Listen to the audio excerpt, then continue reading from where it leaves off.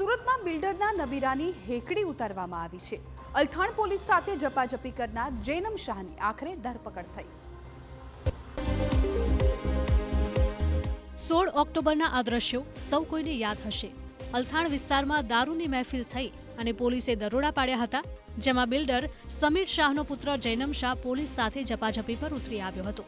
શરૂઆતમાં માત્ર માફીનામું લખાવી છોડી મૂકતા વિવાદ વકર્યો હતો। સોશિયલ મીડિયામાં હંગામો થતા આખરે પોલીસે ગુનો દાખલ કર્યો અને ધરપકડ કરી।